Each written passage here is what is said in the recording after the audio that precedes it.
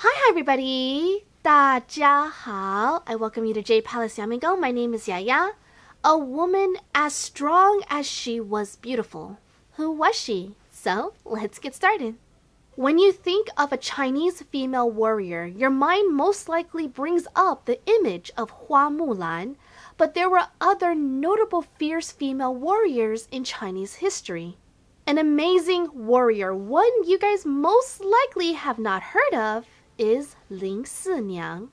Let's first talk about the history of that time, what was happening, and what was the political climate. In 1629 CE, it was nearing the end of the Ming Dynasty. China was at war with both the forces of nature and foreign kingdoms. They were at war with Mongolia, Korea, and Japan.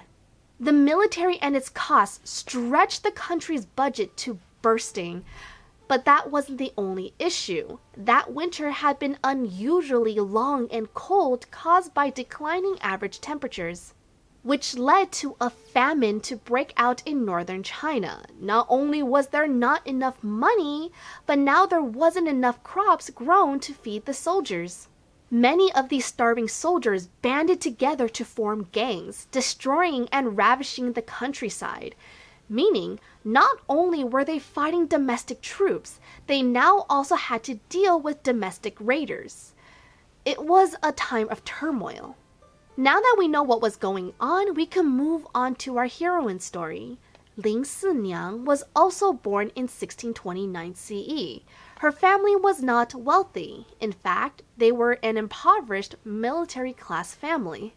They were struggling just to get by, which was unfortunate since military families tended to do okay, or at least had their needs met. Tragedy would continue to hit Lin SiNiang as her parents died when she was just a teenager. Her father was imprisoned and executed due to theft from the treasury under his management, and her mother from trauma from the situation. Not only did she lack money, but now she was left without a family to take care of her. Having lost her family at a young age, she had to find a way to survive. She turned to a profession that any young girl could do during that time period. She was forced into prostitution. I have to clarify here that in ancient China there were two forms of prostitution, ones that sold their body and ones that sold their craft.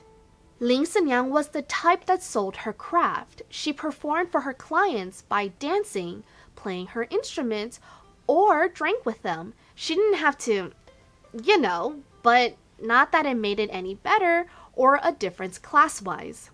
She would work all day along the shores of the Qinghai River near modern-day Nanjing. What made her different from all the other women of her profession? We know about her, which means that she played an important role enough to make her mark in history. Lin SiNiang was an expert in martial arts and fighting. Remember, her family was struggling, but they were still a military class family. Before their deaths, her father made sure to teach his daughter everything he knew. Despite not having financial means, her father made sure that Lin SiNiang had proper military training. She learned how to wield a sword, spear, and martial arts with deathly precision. And she took to it like fish to water. She was so good that even at the age of 6 years old, the people of her village were astonished and in awe of her proficiency.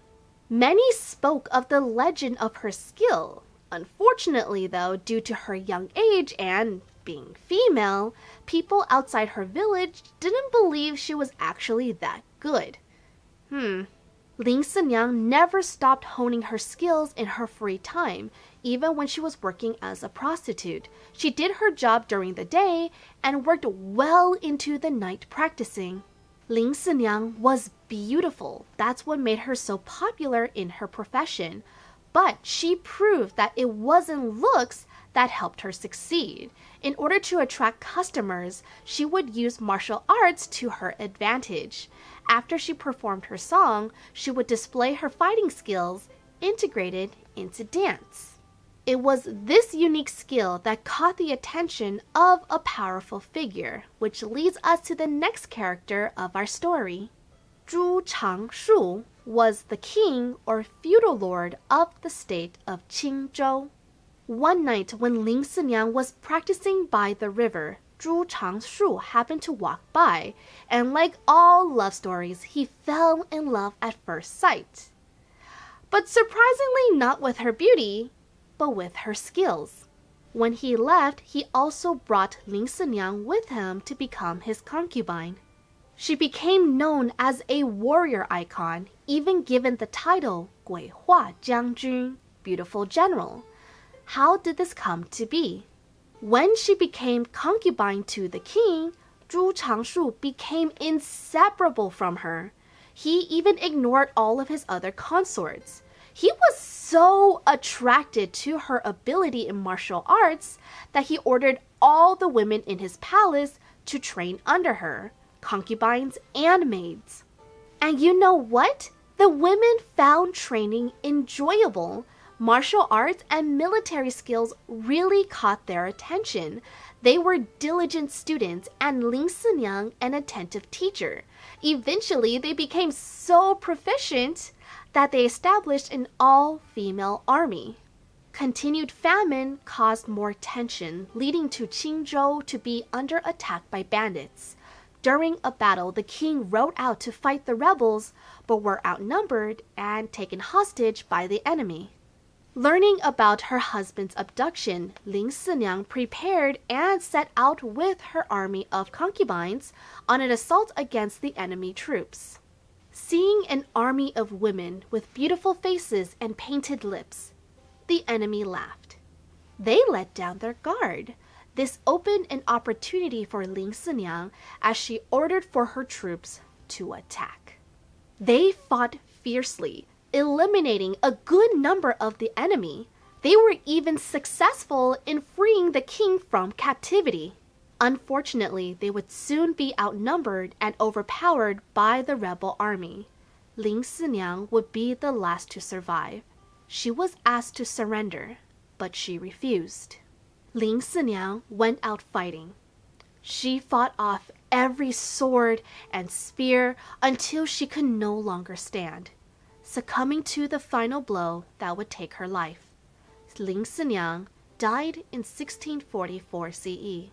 Despite their deaths, Lin SiNiang and her female army inspired the army of men that would show up in their wake, defeating the rebels. Zhu Changshu ordered for Lin SiNiang and every one of her soldiers to be given an honorable burial. Lin SiNiang's story may not have been a popular one, but it's one that's really important, not just for ancient women, but also for us. The Ming Dynasty was a time where a woman's rights weren't the best. Their roles were only that of wives and housekeepers, and here we have the story of a female warrior being celebrated. She was considered beautiful, but she wasn't meek or gentle that the Ming Dynasty expected from women. She knew everything that a woman was expected to know, like music and dance. But she wasn't celebrated for that. She was celebrated for fighting fiercely for her husband and land. It's an ancient reflection of modern women, Lin SiNiang's strength in retaining herself, that she continued training even when she was in an undesirable occupation. She demonstrated loyalty to what was important to her, that even in the face of death, she continued to fight for what she believed in, up until her final breath. And she inspired the women around her to be just as strong. They weren't just concubines anymore, pining for the attention of their husband. They fought to be strong and chose to determine their own fate.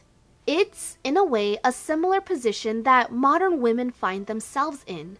Just like Lin SiNiang, we may find ourselves in a world where we have to fight to survive. And it can be overwhelming. But it's being true to yourself and remaining unbending to the expectations of society, where we are our most beautiful. I have a Teespring if you like to support the channel. I have a lot of super cute designs that I'm really proud of, so please check it out if you can. Link is in the description below. So what do you guys think? What do you think of Lin SiNiang and her female warriors? Leave a comment down below because I would like to know. You can also let me know what topics you'd like to see me cover in the future.